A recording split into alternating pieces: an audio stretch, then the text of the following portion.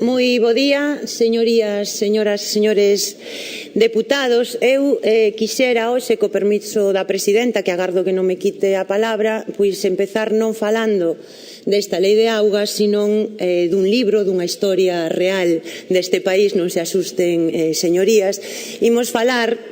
duns acontecementos que penso que son importantes lembrar nestos momentos, que estou segura que moitos de vostedes coñecen, como é o que aconteceu pois no Concello de Porto do Son no ano 1916, concretamente na parroquia de Nebra. Trátase dunha historia que está recollida e que nos deixou unha testemuña importante, Xerardo Díaz Fernández, nun libro que se titula Nebra, historia dunha infamia. E efectivamente a historia de Nebra é a historia dunha infamia, de como un concello empeza a aplicar uns tributos abusivos a esa poboación, onde os veciños e veciñas organizadamente pois deciden non pagar esos tributos, opóñense a que os bens podan ser embargados e finalmente o día 12 de outubro pois acontece a traxedia de Nebra, na que a Garda Civil non só fire a centos de persoas nestas localidades, sino que acaban morrendo pois 5 destos veciños e veciñas, concretamente 4 mulleres e un home. Estes feitos tamén hai que lembrar que non son unha excepción naquel momento na Galiza non de principios do século XX, sino que revoltas contra tributos inxustos tamén se produciron en moitas outras latitudes do noso país. E en todo caso paréceme que é atinada unha reflexión que fai en torno a estes feitos Xerardo Díaz Fernández neste libro. Di: estas mortes de Nebra sacudiron a conciencia de todos os traballadores e traballadoras de Galiza, sobre todo nas bisbarras rurais, onde o agrarismo estaba medrando de xeito alarmante para o goberno, xerando moitos focos de loita onde a agitación social acrecía e manifestábase a cada vegada con máis violencia. Sin dar creto ás voces que decían a verdade, o goberno somente se aceptaba o informe do gobernador, é dicir, que para o goberno o acontecido en Nebra non se debe á inxusta distribución dos impostos nin á presión fiscal, senón que é o froito da propaganda subversiva desarrollada polas sociedades do municipio. Deste xeito, exenórase de toda a responsabilidade ao gobernador civil, aos caciques locais e provinciais e á Garda Civil. Asina escríbese a historia: os mortos que repousen en paz e os vivos que coman broa si poden. Esta é a receita que tamén parece neste momento que está aplicando o Partido Popular, tanto desde o Goberno do Estado como desde a Xunta de Galiza, porque aínda que existen moitas diferencias en relación co clima social e político que se vive neste momento, coa situación, o que é evidente é que hai certos paralelismos entre estes feitos que se denuncian neste libro, que para moitos galegos e galegas son unha parte esquecida tamén da nosa historia, e a realidade que estamos vivindo hoxe 100 anos despois. Hoxe, señorías, tamén estamos vivindo unha situación inxusta para a grande maioría, mentres unha minoría se está beneficiando desta crise. Hoxe tamén estamos vendo como o Partido Popular está aplicando unha tributación inxusta, abusiva a milleiros de cidadáns, mentres permite que as rendas do capital pois vayan cómodamente a paraísos fiscais ou teñan unhas tributacións moi por debaixo das de calquer traballador ou calquer traballadora. E digo isto porque nós, desde logo, entendemos que esta iniciativa que hoxe debatemos para que se suprima o canon da auga e o coeficiente de vertido hai que entendela neste contexto, nun contexto no cal durante os últimos anos os gobernos do Partido Popular están subindo de maneira abusiva os impostos que pagan as rendas máis baixas, traballadores e traballadoras, pensionistas, suben esos impostos mentres baixan os salarios e ao mesmo tempo tempo tamén están aplicando repagos inxustos que son outra forma de establecer impostos por acceder á sanidade, á educación, é dicir, aos servizos básicos. Nos, desde logo, parécenos que é evidente que calquera que faga un cálculo pode comprobar como nos últimos anos os galegos e as galegas e tamén o resto de cidadáns do Estado español pagan máis impostos pola luz, pagan máis impostos polo IBE, pagan máis tamén nas súas declaracións do IRPF, aínda que teñan rendas máis baixas, e nesta política hai que decir que o goberno do Partido Popular da Xunta de Galiza tamén está contribuindo dunha maneira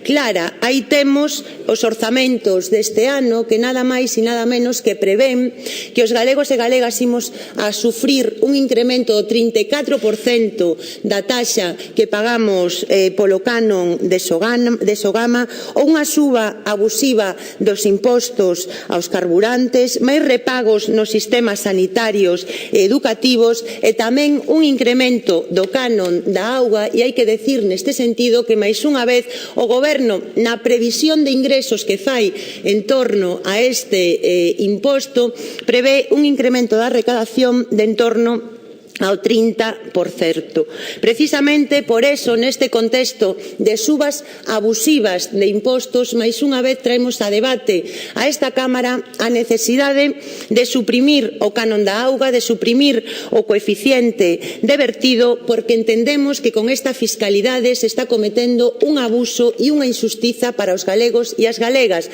Nós, desde logo, creemos que ten que haber unha tributación xusta. Tamén creemos que pode haber unha tributación da auga. Porén, non é este canon da auga e este coeficiente de vertido a tributación que nos defenderíamos, porque entendemos que forma parte desa política de abusos e máis abusos e de seguir, pois, en certa maneira,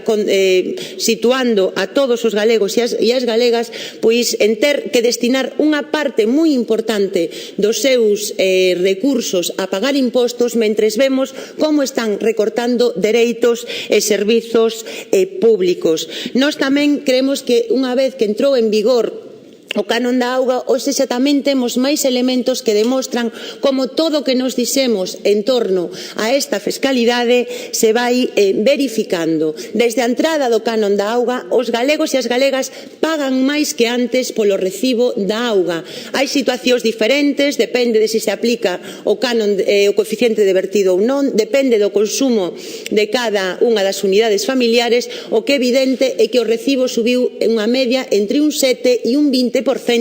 para todos os galegos e as galegas. Tamén estamos vendo como este canon ten repercusións directas en actividades económicas como poden ser a hostelería, como poden ser perruquerías, que teñen un consumo importante de auga e que, sin embargo, pois non teñen ningún tipo de bonificación con este canon que si teñen outras grandes empresas as que este goberno claramente beneficia. Podemos, si queren, traer os recibos, pero temos recibos no noso poder que demostran como hoxe hai locais de hostelería que o 30% do que pagan no recibo da auga, correspóndense co canon da auga. Temos tamén feitos e recibos que constatan como a suba que supón este canon da auga pois implica que se paga un 150% máis que o que se pagaba co anterior canon de saneamento. Por exemplo, unha casa de turismo rural que pagaba co canon de saneamento 35,74 euros e que na súa última factura, con un consumo equivalente de auga ao ano anterior, pasa a pagar 110,77 euros por canon da auga, é dicir, un incremento impositivo do 150%. Tamén, señorías, temos constancias de que, a pesar do que vostedes digan, hai gandeiros aos que se lles está cobrando o canon da auga, hai facturas, señor conselleiro, que o poden demostrar. Temos tamén a constatación de como o proceso que se puxo en marcha para que as persoas podan acreditar que non son tres quen viven na súa vivenda é un proceso imposível e, polo tanto, hai moitas persoas que están tributando como se viviran tres persoas nesa vivenda, cando en realidade pois non é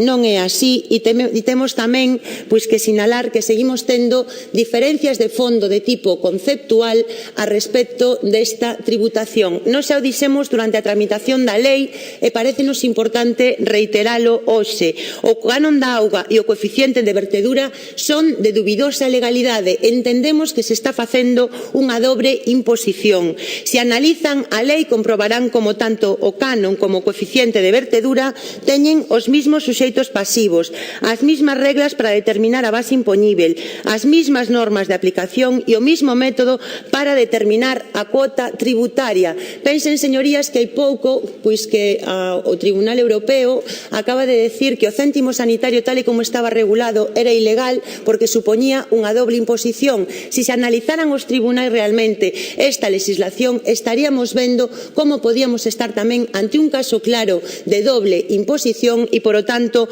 unha lei que non cumple os principios que deben reser no ámbito tributario. Nos, señorías, tamén nos parece e nos sigue parecendo moi grave que esta lei non grava a quen máis consume. Esta lei, ademais, introduce discriminacións para o ámbito rural, por moito que neste momento o goberno do Partido Popular, froito da presión que se fixo, aplicara unha desgravación que na práctica deixa sin efecto o cobro do canon da auga a pozos e traídas particulares. Mais se vostedes van ao articulado, verán como a lei contempla que aos pozos e traídas particulares se lles pode aplicar o canon da auga. E a nos isto parécenos que é unha clara injustiza e alertamos que se isto non se aplicou no seu momento foi pola presión social que se fixo, pero en calquer momento pode vir unha lei de orzamentos acompañada de un cambio na reducción da cuota que se aplica neste momento. Por lo tanto, esa previsión debería de aparecer legalmente porque cando algo está contido nunha lei é evidente que se pode aplicar. Sabemos, señorías, que con esta proposta non abordamos todas as cuestións relativas ás carencias que ten a legislación en materia de augas no noso país. Somos conscientes, e témolo dito nesta Cámara, que a legislación sobre a auga precisa de un cambio radical, de un cambio conceptual moi profundo que non o temos neste momento. De feito, hai xa 3 anos que este goberno, que o Partido Popular aprobou esta lei de augas e comprobamos como non significou ningún cambio real na xestión que se está facendo nesta materia. O único cambio real que houbo é o cambio impositivo con unha suba, como decíamos, moi importante dos impostos e do que están pagando os galegos e galegas por acceder a un ben básico como é a auga. Nós, desde logo, apostamos non só por mudar a fiscalidade sobre a auga que hai neste momento, sino tamén porque se debería dar un cambio moi profundo na xestión da auga, un cambio que pasa por superar a visión mercantilista que teñen vostedes, que pasa por conceptuar a auga como un servizo público básico que debe estar garantido para o 100% da poboación e que mesmo debe existir un mínimo exento de tributación porque entendemos que o acceso á auga é un dereito básico de todas as persoas que non pode estar condicionado polo feito de ter recursos económicos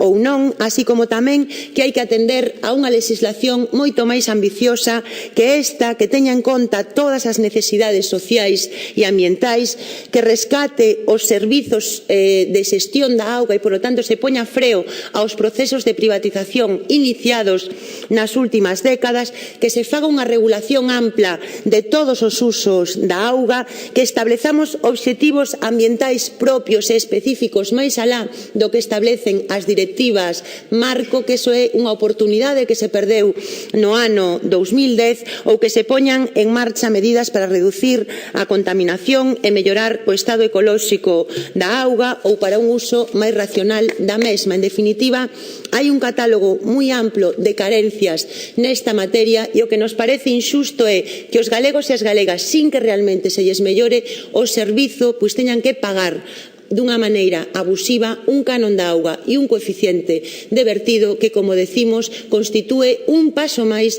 nesa política de tributación injusta que practica e defende o Partido Popular. Nada máis e moitas grazas. Moitas grazas.